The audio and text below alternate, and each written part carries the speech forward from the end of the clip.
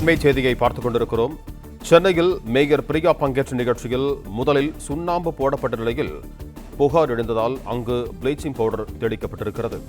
இதுகுறித்து கூடுதல் விவரங்களோடு இணைகிறார் எமது செய்தியாளர் வினேஷ் சரவணன். வணக்கம் வினேஷ், உங்களிடமிருக்கும் தகவல்கள் பகிர்ந்து கொள்ளுங்கள். கடந்த ஒரு மணி நேரத்துக்கு முன்பாக வட சென்னையின் பிரதான பகுதியாக இருக்கக்கூடிய சென்னை புளியந்தோப்பு ஆடுதொட்டி பகுதியில் முதலமைச்சரின் பிறந்த நாளையொட்டி அன்னம் தரும் அமுதகரங்கள் என்ற அன்னதானம் வழங்கக்கூடிய நிகழ்ச்சி நடைபெற்றது.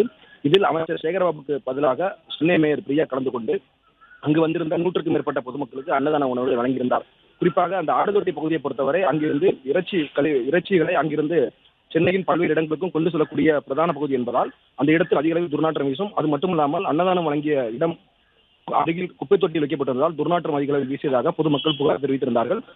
ஆனால் அந்த இடத்தில் ப்ளீச்சிங் பவுடருக்கு பதிலாக முதலில் சுண்ணாம்பு தெளிக்கப்பட்டதாக பொதுமக்கள் புகார் தெரிவித்திருந்தார்கள். இது குறித்து மேயரிடம் கேள்வி எழுப்பப்பட்ட போது அது குறித்து விசாரணை நடத்தப்படும் என்று தெரிவித்திருந்தார். அதுக்கு பிறகாக மேயர் அங்கிருந்து புறப்பட்டு சென்றதுக்கு பிறகாக அங்கிருந்த கவுன்சிலரிடம் இது குறித்து கேட்டபோது எங்கிருந்து அந்த மாநகராட்சி ஊழியர்கள் சுண்ணாம்பு கொண்டு வந்திருந்தார்கள் எனக்கு தெரியவில்லை, இது குறித்து உரிய ஆய்வு செய்து நடவடிக்கை எடுக்கப்படும் எனவும் அவரும் தெரிவித்திருந்தார். அவர் சென்றிருந்த சிறிது நேரத்திலேயே உடனே மாநகராட்சி ஊழியர்கள் அங்கு வந்து சுண்ணாம்புக்கு பதிலாக அந்த சுண்ணாம்பு தெளிக்கப்பட்ட இடத்திற்கு மேலேயே ப்ளீச்சிங் பவுடரை தற்பொழுது தெளித்து அந்த பொது முழுமையாக தூய்மைப்படுத்தக்கூடிய பணியில் தொடர்ந்து ஈடுபட்டு வராங்க.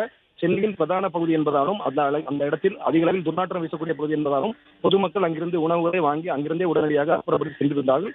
இருப்பினும் சுண்ணாம்பு தெளிக்கப்பட்ட இடத்தில் தற்பொழுது மாநகராட்சி ஊழியர்கள் அந்த இடத்திலே ப்ளீச்சிங் பவுடரை தெளிக்கக்கூடிய பணியில் மும்முரமாக ஈடுபட்டு வருகிறார்கள். பிளே ஸ்டோர் மற்றும் ஆப் ஸ்டோரில் இருந்து பாலிமர் செயலியை QR கோடு மூலம் பதிவிறக்கம் செய்யுங்கள். செய்திகளை உடனுக்குடன் பெறுங்கள்.